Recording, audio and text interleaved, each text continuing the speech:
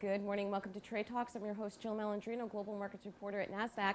Joining me live at MarketSite is Steve Ricchiuto. He's the chief U.S. economist at Mizuho Americas. Steve, thank you very much for joining us this morning. My pleasure, Jill. All right, so for 2018, one of the bigger stories is going to be the new composure of the Federal Reserve with Jerome Powell heading it up. Let's talk about him and sort of his ideas looking forward for the Fed and the balance sheet and so forth. What's your opinion on that? Well, I think there's a lot that's going to happen in 2018 because what happens with every new Fed chair is that the markets try to test whether or not they're willing to tighten rates. This has been an ongoing development since Paul Volcker.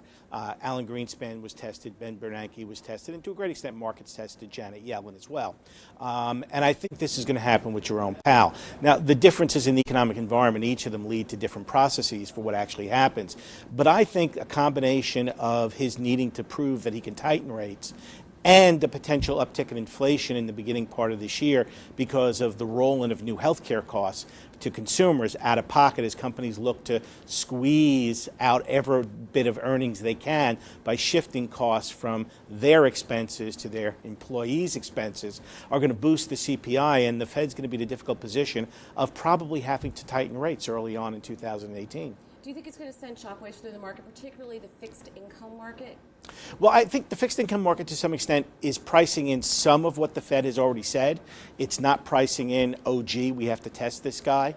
And I think it will do that as we go forward. So I think there's a potential for the yield curve flattening that's been going on to continue and possibly to go slightly inverted between 2s and 10s as we go into the early part of 2018.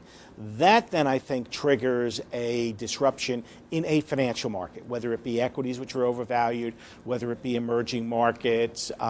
It'll trigger something somewhere that will go bump in the night, and then the Fed will be forced to reverse gears, which is exactly the same thing that happens in every long business cycle that we have had during the post-war period. Well, if we explain it more to the audience, why is the yield curve so important to the financial markets if it's inverted, flat? It's the cost of funding for banks. An inverted yield curve means it's harder for banks to fund themselves. It's harder for banks to fund loans because you're paying more to borrow short to then lend long. And that then creates an environment in which banks then contract whatever lending they're actually doing. And banks haven't been lending a lot, and the economy's not really growing all that robustly. So if you have any constriction of credit at all at this level, you can easily take a percentage point off GDP very, very quickly. Do you think that means we could potentially go into a recession in the next year or two? Because No. we kind of sort of do. It happens every decade or so. Yeah, you're asking a good question, and this is where the differentiation between long business cycles and typical business cycles occur. We've had 3 long business cycles throughout the post-war period, and the longest one is about 110 months. And each of these long cycles, we've had the curve either go flat or slightly inverted before the Fed realizes there is no inflation, that they've been tightening preemptively, and then they reverse gears. And that gives a whole second leg to the business cycle, which is why they become the longest in the post-war period. And I think this one will actually go down as the longest of all of them in the post-war period because the underlying credit quality that you see in the U.S. economy has improved dramatically.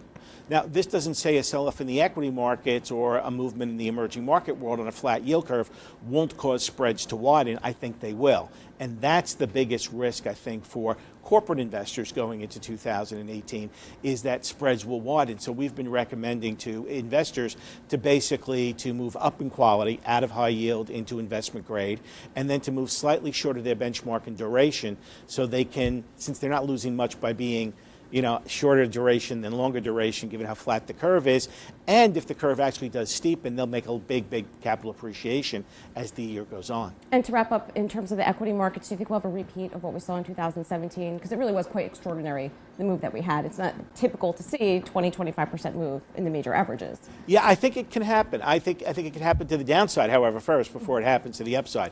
And that, I think, is the real risk factor as we go in here. Because if the curve winds up flattening out or going slightly inverted, I would look to start seeing that equity market, which is expensive. It's not a bubble by any stretch of the imagination, but it's due for a correction. And I think the Fed will trigger that correction. All right. Well, thank you very much for joining us at MarketSite. And traders, as always, thank you for joining me. I'm Jill Malandrino, Global Markets Reporter at Nasdaq.